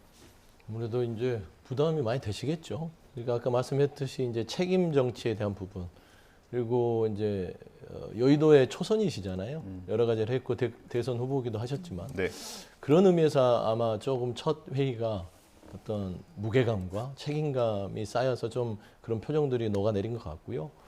그리고 메시지도 참 좋았다고 봅니다. 첫 번째는 민생에 대해서 그러니까 협력하자를 먼저 내밀었고 그다음에 민주주의 후퇴와 민생의 위협에 대해서는 단호하게 야당으로서 싸우겠다. 하지만 국정에 성공하기를 바란다. 네. 저도 늘 말씀을 드린 게 윤석열 정부의 성공은 곧 국민의 행복이고 국민의 성공이다. 네. 라는 것들이 이제 민주당의 이야기였고 그 얘기를 하셨더라고요. 제 얘기를 들으셨는지 모르겠는데.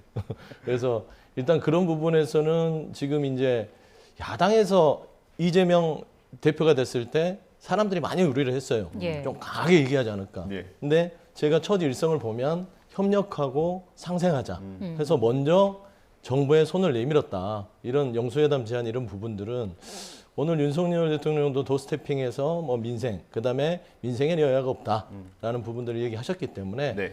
이런 부분들은 어떤 정치적인 마음이 불편하고 말고 이런 부분들을 떠나서 민생의 어떤 단합되는 모습, 예. 협력하는 모습, 상생하는 모습들에 있어서 좀 빨리 화답을 해서 예. 조금 좀 국민의힘의 내용대로 빨리 이제 책임질 권선동 원내대표께서 결단해 주시면 되고 예. 이제 우리 새로운 지도부 이재명 지도부가 왔으니까 윤석열 대통령도 저희도 이제 비대위를 2번이나 거쳤잖아요. 네. 그래서 이제 새로운 지도부가 왔으니까 만나서 정말 성공하는 정부를 위해서 협력하는 모습을 보였으면 좋겠다. 다만 좀 뒤에 얘기했듯이 민주주의와 민생을 위협하는 독선적인 그런 모습들, 최근에 뭐 정치 보복 수사로 비춰지는 것들 네. 이런 부분들에 있어서 좀 아집을 부린다면 또 상생보다는 또 강한 또 말하자면 야성을 보일 수밖에 없기 때문에 그런 점을 잘 고려했으면 좋겠다 예. 그런 말씀드립니다. 영수회담 말이죠. 이재명 대표가 이제 공식적으로 제안을 했는데 윤석열 대통령 입장에서 지금 여당이 내홍을 겪고 있다 보니 반대로 야당 대표를 좀 빨리 만나서 이런 협치하는 모습을 보여주는 것도 좋을 것 같다는 생각이 들기도 하거든요. 네, 뭐 야당 대표와의 영수회담보다는 야당 지도부를 비롯해서 또 야당에 있는 여러 정치인들과 함께 협력하고 화합하는 모습을 보이는 건 언제든지 가능하지 않을까 저는 이렇게 생각을 합니다. 네. 과거 이제 국회의장과의 면담을 통해서 문재인 전 대통령의 사저 문제에 관한 일들도 슬기롭게 풀어나가고 예. 국민들로부터 높은 호응을 받지 않았습니까? 다만 이제 정치적인 문제로 접근하기 시작하면서 이 영수회담 등을 만약 제의하게 된다면 여기에 대한 여러 고민들은 당연히 정무적으로 뒤따를 수밖에 없는 일이지 않을까 생각을 합니다. 이재명 대표 같은 경우는 과거부터 이제 말과 정치에 대해서 다소 좀 강한 어조 또 강한 정치 행태를 보여왔기 때문에 지금 이제 당선된 뒤 하루가 지난 상태이기 때문에 통합을 언급하고 있습니다만은 전임 우상호 비상대책위원장이 다소 유연하게 당을 끌고 왔던 면들에 비해서 굉장히 강대강 대치 국면으로 대여 투쟁에 나설 가능성 배제할 수 없을 겁니다. 왜냐하면 전당대회 내내 나왔던 최고위원, 친명계 최고위원이라고 불리는 사람들의 목소리를 보면 이재명 대표와 싸울 것이 아니라 윤석열 정부와 싸워야 된다. 이 싸워야 된다는 표현들을 상당히 많이 했던 언급들이 기억이 납니다. 그러니까 국민들께서 원하는 것은 싸우는 정치, 정당의 모습이 아니라 협력하고 국민을 살리기 위한 정치를 많이 바라고 기대하고 있을 것이거든요. 결과로 정치는 결국 손바닥이 마주쳐야 소리가 나는 것처럼 어느 한쪽에 대한 책임 또 한쪽의 그런 노력만을 기대할 것은 아니기 때문에 함께 협력해 나가야 합니다만 과연 어떤 방식으로 이재명 지도부가 그 같은 모습들을 보여주게 될지 이제 하나둘씩 손발을 맞춰 나가야 되지 않을까 싶습니다. 근데 뭐 싸우자 하는 것은 전당대회 때 당원들한테 으쌰으쌰하자는 소리라서 뭐 싸우자는 게 아니죠. 그러니까 그런 마음이 있는 건 아닌데 저는 딱 분명한 거는 윤석열 대통령 본인이 바뀌어야 돼요. 태도도 바뀌고 손을 잡으려는 의지를 보여주셔야 된다. 여당이잖아요. 근데 품이 너무 좁아요. 이준석 대표 대하는 것도 그렇고 우리 야당을 대하는 것도 그렇고 지금 110일이 지났는데 야당 지도부에 한번 만나자고 했어요. 한 번도 안 했어요. 우상호 전 비대위원장 할 때도요. 전화 한 통 없었습니다. 그런 부분에 있어서는 이제 좀 품 넓은 대통령으로서 국정과 민생을 거쳤으면 좋겠다. 라는 말씀을 좀 드리고 싶습니다. 10초 남았는데 하실 말씀 있으실까요? 뭐 이재명 당대표 선출 축하드리고요. 다만 최고위원 선거에 있어서 이 송갑석 의원이 떨어지게 됐던 부분들은 민주당 내에서도 다양성 측면에서 두고두고 좀 곱씹어봐야 될 측면이 있습니다. 알겠습니다. 여기서 마무리하겠습니다. 김병민 경희대 개건교수, 서용주 더불어민주당 상근 부대변인과 함께했습니다. 고맙습니다. 감사합니다.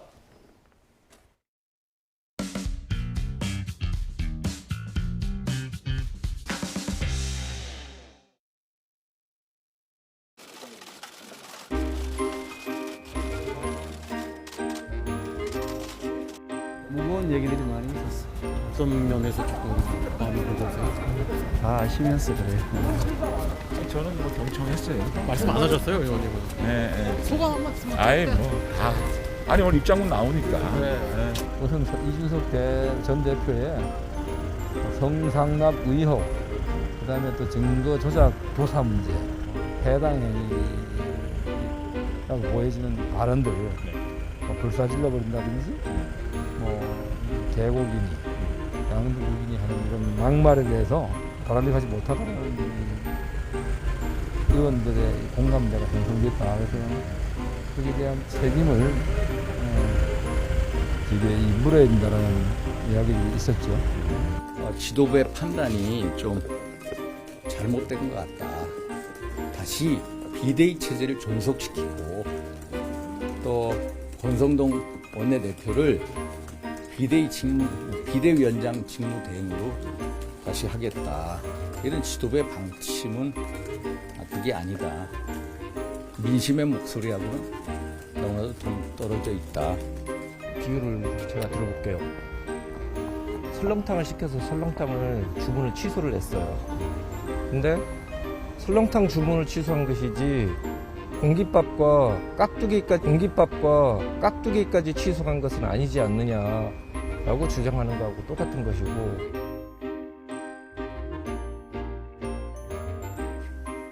주호영 비대위원장의 직무 집행을 정지하라는 법원의 결정 이후 국민의힘이 혼돈의 시간을 보내고 있습니다. 워낙 여러 변수를 따져야 하니 한치 앞을 내다보기 쉽지 않아 보입니다. 우리에게 여러 가지 선택이 있을 수 있는 가능성을 검토를 해봤는데 전국위원회가 비대위를 만들므로써 최고위원회는 해산된 상태거든요. 그래서 거기도 돌아갈 방법도 없는 걸로 그렇게 지금 판단하고 있습니다. 자세한 건 대변인이 다 이야기했으니까. 새로운 당원 당규를 개정해서 새 비대위가 꾸려지면 거기서도 위원장을 맡으실 수 있는 거예요? 그거는 모르죠. 모른다는 말에는 그럴 수도 있다는 뜻도 내포된 걸까요? 지금까지 이슈 그리고였습니다.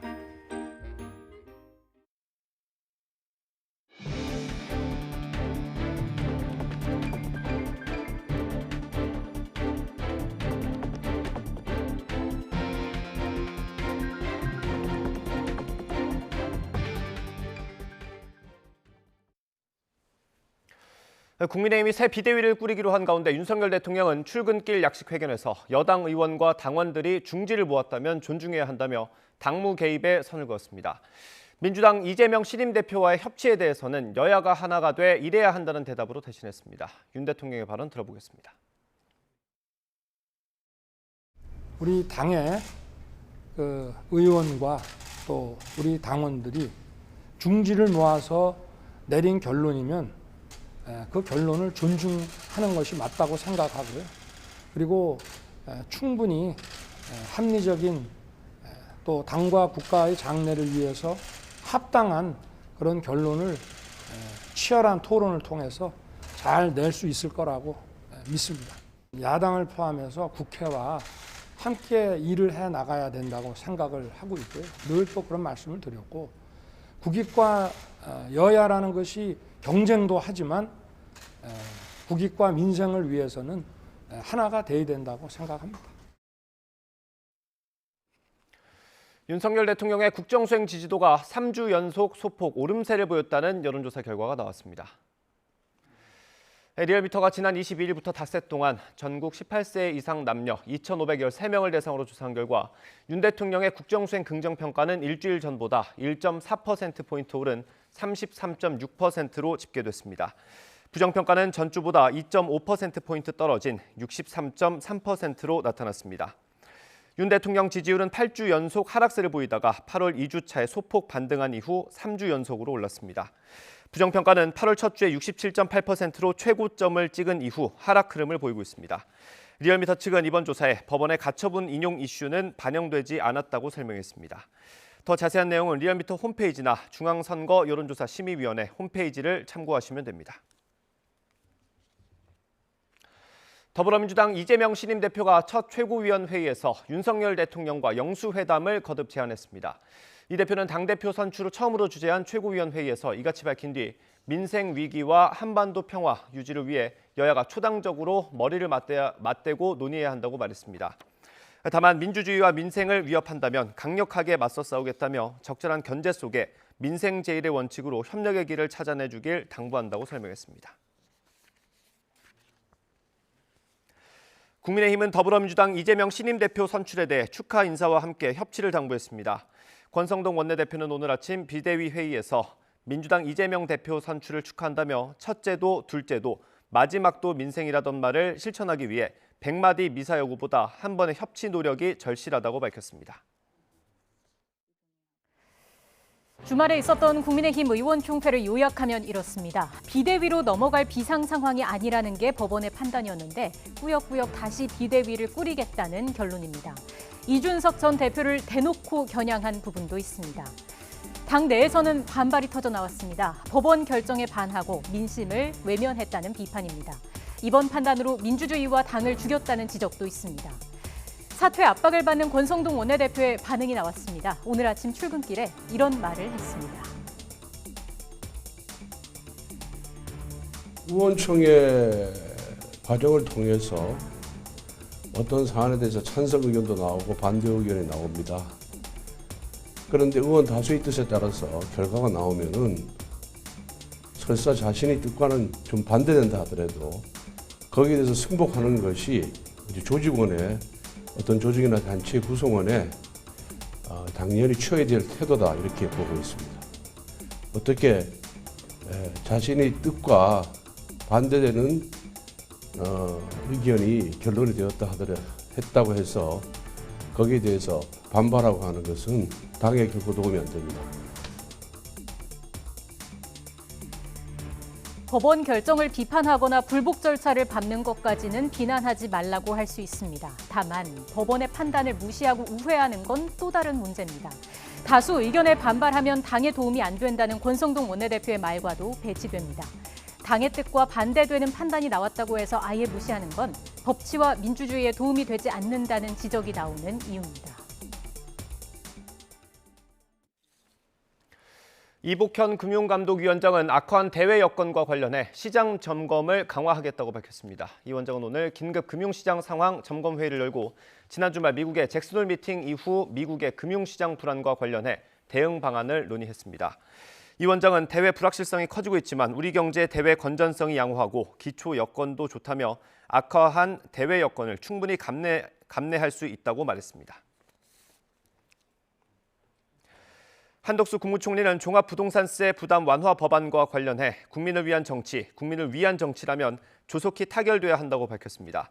한 총리는 오늘 오전 YTN 라디오에 출연해 법안이 빨리 처리되지 않으면 세금을 부담해야 하는 수십만 명이 혼란에 빠진다며 정치권에 이같이 촉구했습니다. 특히 야당이 그동안 종부세 개선을 약속한 바 있다면서 야당과 절충점을 분명히 찾을 수 있을 거라고 강조했습니다. 대우조선해양 하청업체 노동자들의 파업이 끝난 지 어느덧 한 달이 지났습니다. 구렁찬 구호와 날선 고성이 사라진 현장은 추석 연휴를 앞두고 바삐 돌아가고 있지만 조선소 곳곳엔 여전히 깊은 상처가 남아 있습니다. 윤혜리 기자가 취재했습니다. 노동자도 사람이다. 사람답게 살아보자.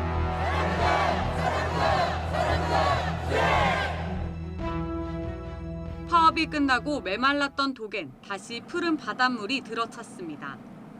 직원들은 밀린 작업을 끝내려 여름 휴가를 반납했습니다. 임금 인상과 처우 개선, 농성 현장엔 파업을 지지해줘서 고맙다는 현수막만 남았습니다.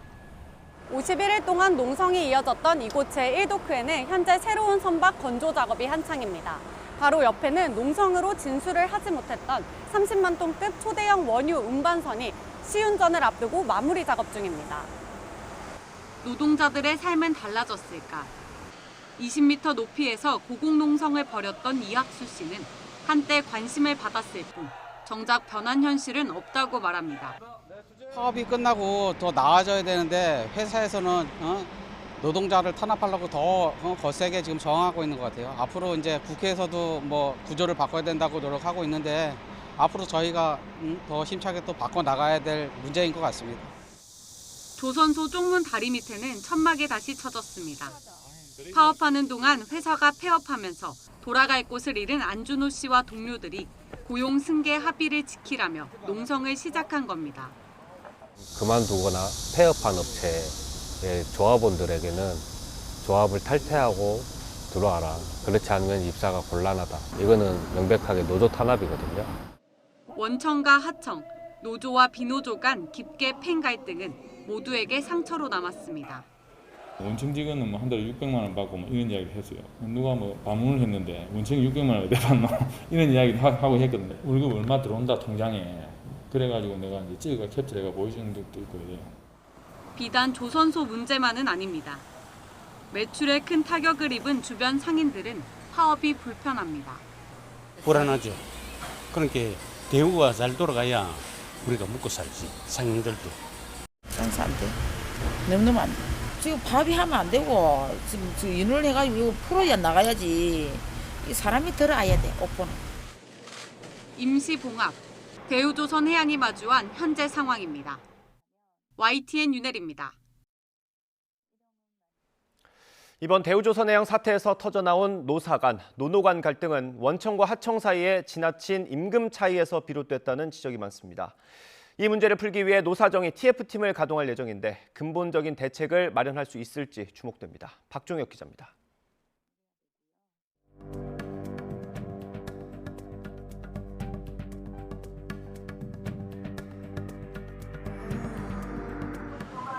한여름은 아니지만 여전히 낮에는 뙤약볕이 내리쬐는 서울 여의도 국회 앞.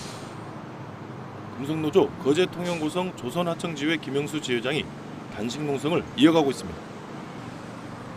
대우조선해양 선박 건조장에서 50여일 동안의 점거 농성을 푼 지 한 달도 안 돼 다시 농성에 돌입한 겁니다. 점거 농성 기간 동안 일자리를 잃은 노조원들의 고용 승계 문제가 해결되지 않았기 때문입니다. 해업을 한 4개 업체에 있는 조합원들을 고용을 하고 그 고용을 위해서 원하청이 최대한 노력하겠다라는 조항이 있습니다. 차일피일 미루는 거죠. 하청업체 노조의 파업 기간 동안 폐업으로 일자리를 잃은 노동자는 4개 업체 57명. 이 가운데 15명은 다른 업체에 취업해 일하고 있지만 나머지 42명은 아직 현장에 복귀하지 못했습니다. 그나마 31명은 10월까지 고용 문제를 해결하는 것으로 정리했고 나머지 11명도 해결 방안을 찾고 있습니다. 50여일의 정보농성 기간에 조합원과 비조합원 사이에 깊어진 갈등의 골을 해소하는 것도 큰 과제입니다. 비조합원은 조합원 상대로, 조합원은 비조합원 상대로 서로 기자회견도 하고 서로 집회도 가지고 그런 갈등이 워낙 심했기 때문에 극적 협상 타결로 봉합했지만 완전히 아물지 않은 상처가 노사 간, 노노 간 갈등으로 다시 터질 수도 있는 상황. 이를 해결하기 위해 특별위원회 성격의 TF팀을 꾸리기로 했습니다. 여기에는 하청업체 노사, 원청인 대우조선 노조, 노동부와 노동문제 전문가들이 참여합니다.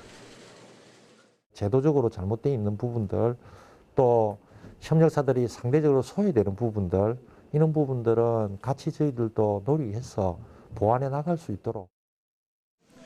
원청과 하청 사이 임금 격차의 핵심인 상여금과 성과급, 휴가 등 복지 문제를 면밀하게 살펴 정거농성과 같은 갈등의 재현을 막겠다는 겁니다. 노사 공멸 위기를 겪고 출범할 특별위원회가 대우조선해양노사의 상생을 끌어내는 역할을 할지 기대가 모아집니다. YTN 박종혁입니다.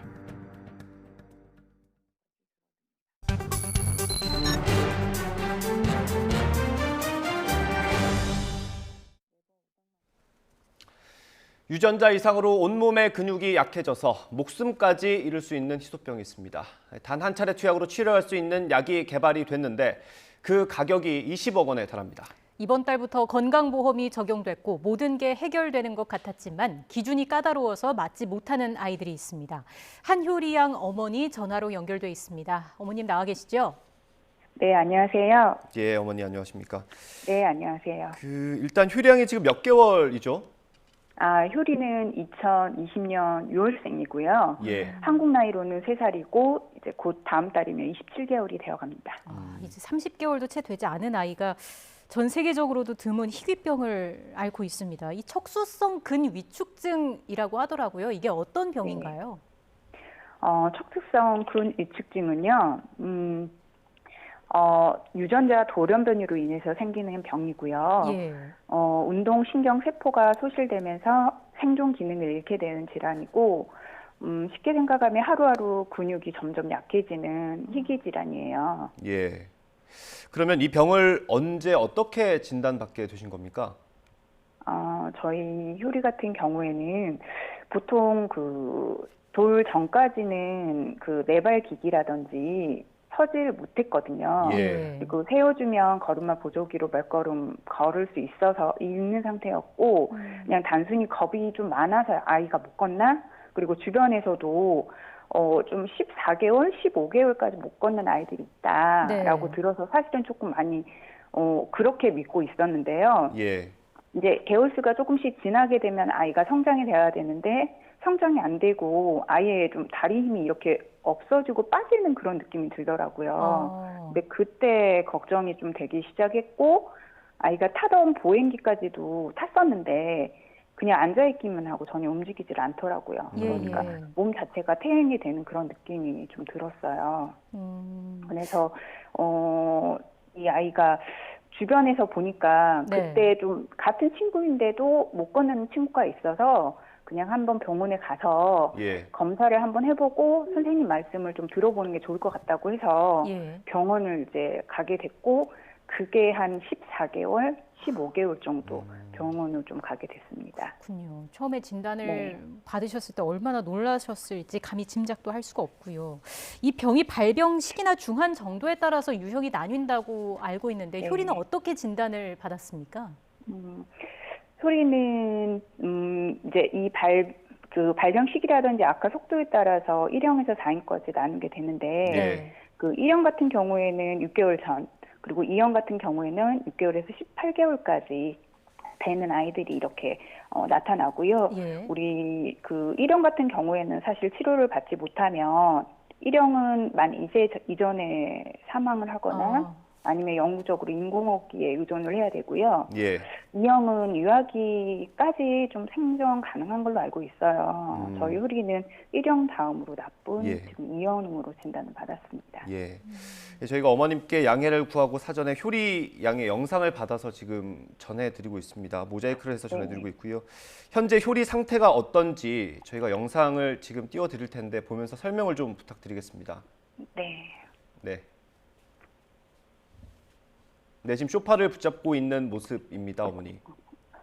지금 효리는 자기 스스로는 서지는 못하고 있고 이제 세워주면은 어떤 이런 소파라든지 그런 거에 좀 기대서 서 있긴 해요. 네. 그래서 근데 서 있기가 힘들기 때문에 다리 모양이 저렇고 이거는 아이가 좀 새로운 제가 놀이기구를 이렇게 붙여놨거든요, 예. 거기에. 예. 근데 이제 보고 너무 좋아서 그거를 만지고 싶으니까 이렇게 내발기기가 그런 자세 자체가 잘 안 되기 때문에 이제 이렇게 손으로라도 밀어서라도 가고 싶어서 저렇게 또 이동해서 놀고 있는 그런 모습이에요. 지금 다리 근육이 많이 부족하고 네. 팔에 있는 근육은 조금 괜찮은 겁니까?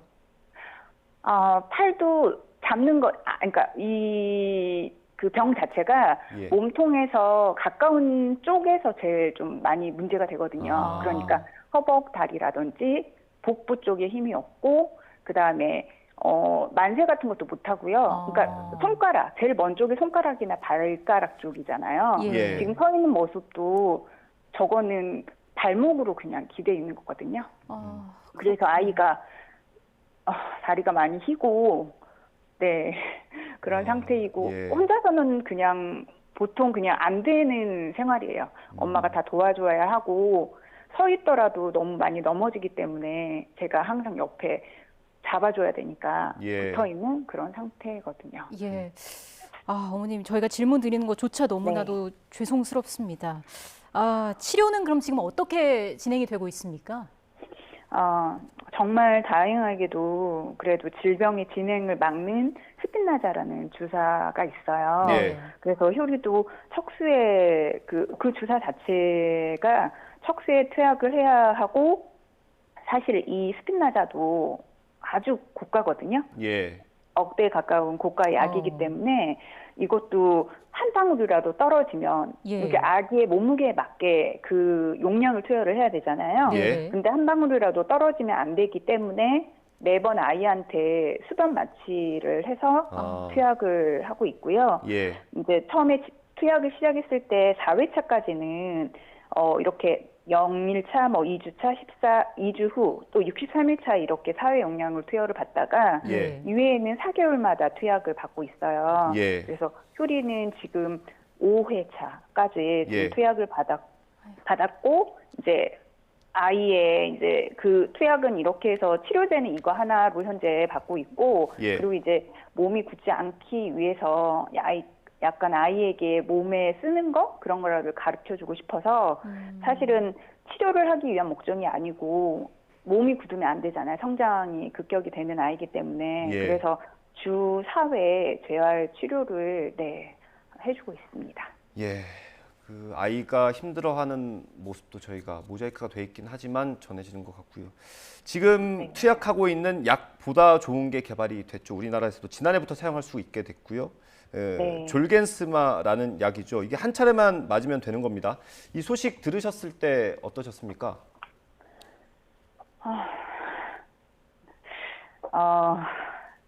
사실은 이게 있는 건 알았어요. 네. 이게 이제 저도 효리가 진단을 받은 다음에 어떤 치료제가 있고 어떻게 치료를 해줘야 되는지 많이 찾아봤었는데요. 네. 이게 정말 먼 나라 얘기 같았거든요. 예. 이 졸겐스마는 유일하게 치료제잖아요. 예. 치료제이고 걸을 수 있게 약이기 때문에 네네. 지금까지 사실은 진단받고 하루하루가 힘들죠. 예. 왜냐하면 아이의 모습을 계속 봐야 되니까 그런 힘든 상황인데 지금까지의 힘든 그런 상황을 다 잊어버릴 정도로 사실은 너무 기쁘고 너무 기뻤어요. 너무 기쁘고 감사했습니다. 그래서 이 약 자체가 효리가 23개월 때 5월 12일 날 급여 적정성 일정이 예. 적정성 인정이 되면서 네. 사실은 효리한테도 가능하겠다. 예. 그러면서 효리에게도 희망이 보였었고 제 주변에서도 자기 일처럼 기뻐하고 효리의 상황을 아는 지인들이 있을 거잖아요. 예. 전화도 많이 오고 연락을 많이 받았어요. 이게 근데 예. 네. 계속 말씀해 주시죠. 네, 근데 진단 이게 사실은 그렇게 받았는데 제가 이제 나중에 우리 효리가 제외되는 대상인 걸 알게 됐잖아요. 네. 그래서 사실은 진단 받은 날은 몰라서 힘들었지만 몰라서 그랬었고 이거는 제가 기대를 했었고 기대가 엄청 컸을 거니까 예. 기대만큼 실망이라든지 그거에 대한 거는 정말 진단 때보다 사실 더 힘들었던 것 같아요. 이게 이 약을 맞을 수 있는 게 24개월 이하여야 하고 체중은 13.5kg 미만일 경우에만 가능하다는 거죠? 네, 그거는 예. 사실은 저희 나라의 기준 현재 적용이 된 게 그렇고요. 네네. 예, 그리고 저희 나라 같은 경우에는 일형이면서 그리고 24개월 미만이고 13kg까지 초기 연구 결과를 반영한 걸로 해서 급여 적용 대상자를 설정을 했거든요. 그래서 그리고 이제 진단받은 아이들을 제외하고 효리 같은 경우에는 진단 후 스핀라자에서 졸겐스마로 교체 투약을 해야 되는데 교체 투약을 한 아이들 같은 경우가 일형이고 12개월 이전에 진단을 받아야 되고 13.5kg 이내여야 되고 24개월 이내여야 된다. 이게 모두 해당이 돼야 되는 거죠. 예, 아마도 어머님께서 이제 아이를 살려야 하는 입장이시기 때문에 공부를 많이 하셨을 것 같습니다. 정리를 해보면요. 이게 우리나라에 들어와서 사용을 할 수 있지만 약값이 지금 건강보험 적용을 받지 못하면 20억 원이기 때문에 사실상 투약하기 어려운 상황이지 않습니까? 네네. 그래서 효리 같은 경우는 지금 건강보험 적용 기준이 되지 않아서 마치지 못하고 있는 거고요. 이게 어쨌든 늦어지면 늦어질수록 효리한테는 안 좋을 것 같습니다, 어머니. 네, 이게 아까 방금 전에 말씀드린 것처럼 스핀라자에서 졸겐스마로 교차 투여를 지금 현재 저희 나라 급여 적용을 해주기로 한 게 첫 해에만 교차 투여를 해주기로 이렇게 결정을 내렸거든요. 예. 그렇기 때문에 올해가 아니면 효리는 사실 기회가 없어요. 효리뿐만 아니고 2형의 아이들 그리고 이 기준에 못 미치는 1형이지만 몸이 상당히 많이 더 안 좋거든요. 효리보다. 네. 그런 아이들도 24개월이 넘었기 때문에 불과한 거고 더 이상 없는 거고요. 그리고 이 약은 사실은 늦어지면 안 되는 약이에요. 효리도 진단받기 전까지 스핀라자를 첫 투약하기 전까지 상당히 몸이 많이 망가졌었거든요. 아이가 하루하루 이게 근육이 빠진다는 걸 느낄 정도였고 사실 지금 스핀라자 맞고 있는 거는 이게 치료제가 아니잖아요. 지금 아이의 병을 악화시키는 거를 이렇게 좀 막아주는 그러한 약이기 때문에 모든 약 자체가 이 병은 다른 약보다는 이 병은 무조건 하루라도 빨리 투약을 하는 게 가장 좋은 성과가 있고 아이에게도 가장 좋기 때문에 좀 하루라도 빨리 맞을 수 있는 기회가 있었으면 좋겠습니다. 알겠습니다. 어머님 오늘 인터뷰 많이 힘드셨을 텐데 응해 주셔서 감사하고요. 이제 두 돌이 갓 지난 아이입니다. 더 늦기 전에 꼭 걸을 수 있기를 저희도 함께 응원하겠습니다. 오늘 인터뷰 여기서 마무리하겠습니다. 고맙습니다. 네, 감사합니다. 네. 오늘은 대체로 흐린 가운데 약하게 가을비가 내리고 있습니다. 궂은 날씨지만 이곳은 따뜻한 빛이 넘쳐나고 있는데요. 휠체어를 사용하는 어린이들을 돕기 위한 특별한 행사가 진행되고 있기 때문입니다. 오피니언 리더와 프로골퍼를 비롯한 다양한 사람들이 한마음으로 이곳 행사에 참여하고 있습니다. 특히 이번에는 골프계 우영우라고도 불리죠. 제1회 장애인 US 오픈에서 우승한 이승민 선수도 참여하면서 그 의미를 더하고 있는데요. 오늘 행사에는 참가한 사람들이 다양한 이벤트에 참여하면 기부금이 적립됩니다. 또한 자선 경매 이벤트도 함께 열려 자연스러운 소통과 화합의 자리가 될 것으로 보이는데요. 상상인 ESG 그린 서밋 행사를 통해 조성된 기금은 휠체어 사용 아동을 위한 맞춤형 진동 휠체어 지원과 장학금 지급, 그리고 교육 지원과 인식 개선 활동에 사용될 예정입니다. 오늘은 전국이 대체로 흐린 가운데 곳곳에 가을비가 내리고 있습니다. 비의 양은 많지 않겠는데요. 수도권과 강원, 충청과 호남 지방에 5mm 안팎의 적은 비가 내리겠고요. 영남 지방에는 빗방울 정도만 떨어지겠습니다. 내일 새벽부터 모레 사이에는 전국에 또 한 차례 비가 내리겠습니다. 특히 강원 산간에는 최고 100mm 이상의 많은 비가 쏟아질 전망입니다. 약한 비 속에 8월과 9월이 교차하는 한 주가 시작됐습니다. 날씨가 좋지는 않지만 휠체어를 사용하는 어린이들이 겪는 어려움을 돕기 위한 행사가 진행되면서 이곳 분위기는 맑음인데요.